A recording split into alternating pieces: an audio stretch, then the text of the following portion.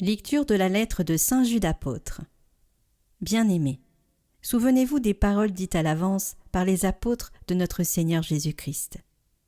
Construisez votre vie sur votre foi très sainte, priez dans l'Esprit Saint. Gardez-vous dans l'amour de Dieu, attendant la miséricorde de notre Seigneur Jésus-Christ en vue de la vie éternelle. Ceux qui sont hésitants, prenez-les en pitié. D'autres, sauvez-les en les arrachant au feu. D'autres, enfin, prenez-les aussi en pitié, mais avec crainte, en détestant jusqu'aux vêtements souillés par leur chair. À celui qui peut vous préserver de la chute et vous faire tenir debout, irréprochable et plein d'allégresse, en présence de sa gloire, au Dieu unique, notre Sauveur, par notre Seigneur Jésus-Christ, gloire, majesté, souveraineté, pouvoir, avant tous les siècles, maintenant et pour tous les siècles. Amen.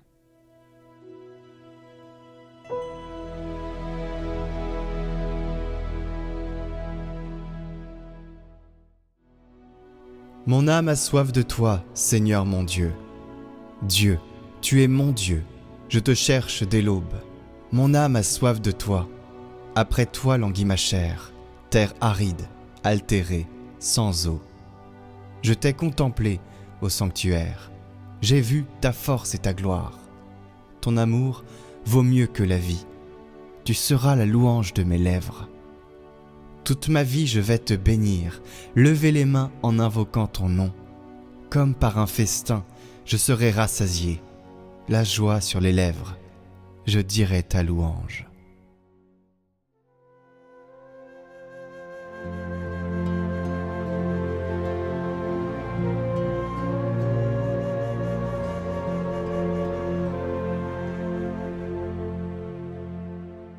Évangile de Jésus-Christ selon saint Marc. En ce temps-là, Jésus et ses disciples revinrent à Jérusalem. Et comme Jésus allait et venait dans le temple, les grands prêtres, les scribes et les anciens vinrent le trouver. Ils lui demandaient : « Par quelle autorité fais-tu cela ? Ou alors qui t'a donné cette autorité pour le faire ?» Jésus leur dit : « Je vais vous poser une seule question. Répondez-moi, et je vous dirai par quelle autorité je fais cela. Le baptême de Jean, venait-il du ciel ou des hommes ? Répondez-moi. » Ils se faisaient entre eux ce raisonnement. Si nous disons du ciel, il va dire : « Pourquoi donc n'avez-vous pas cru à sa parole ? Mais allons-nous dire des hommes ? » Ils avaient peur de la foule, car tout le monde estimait que Jean était réellement un prophète. Ils répondent donc à Jésus : « Nous ne savons pas. » Alors Jésus leur dit : « Moi, je ne vous dis pas non plus par quelle autorité je fais cela. »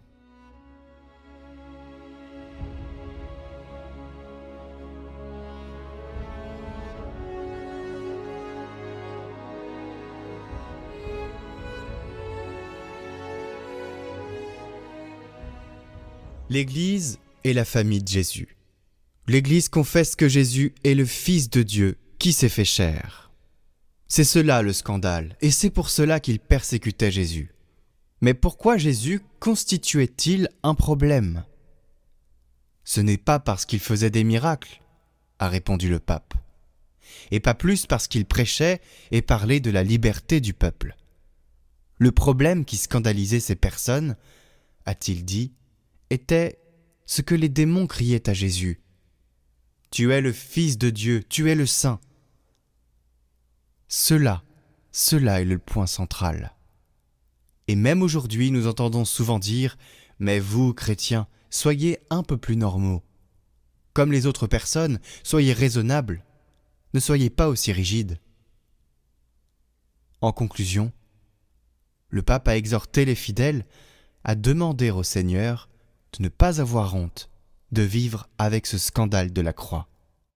Il a invité à invoquer de Dieu la sagesse pour ne pas se laisser prendre au piège de l'esprit du monde qui fera toujours des propositions courtoises, des propositions civilisées, des propositions bonnes.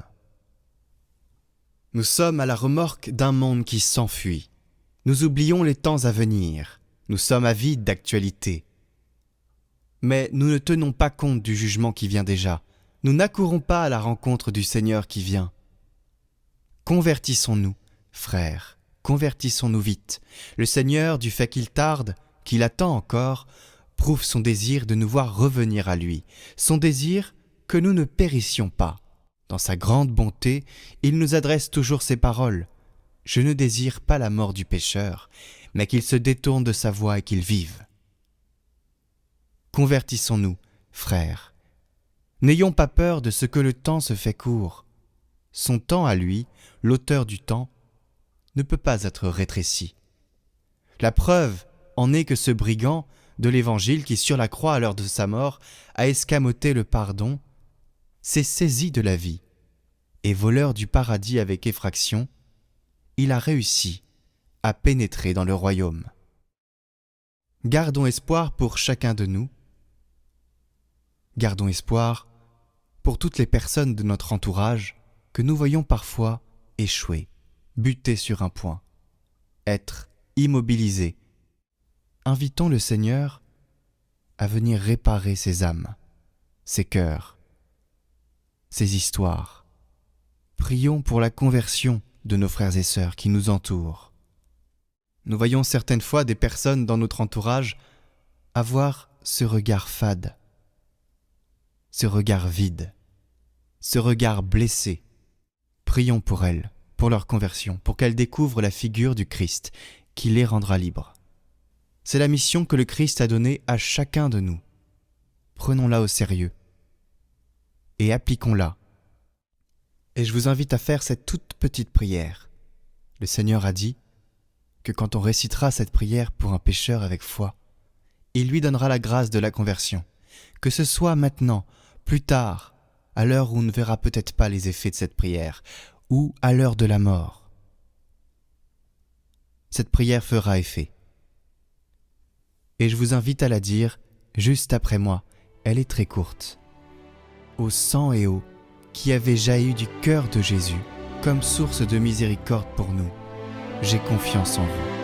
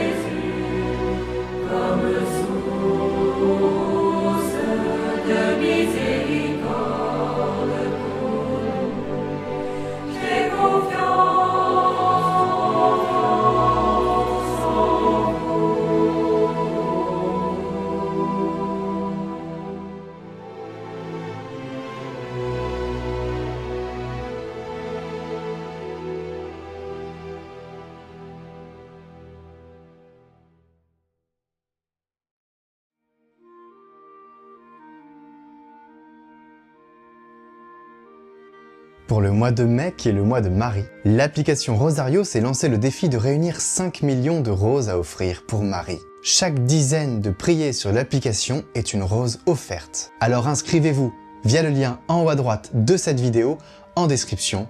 Prier le chapelet, c'est laisser Dieu remettre de l'ordre, mettre la paix et mettre de la lumière dans nos cœurs, en contemplant le Christ avec Marie. Alors rendez-vous sur l'application.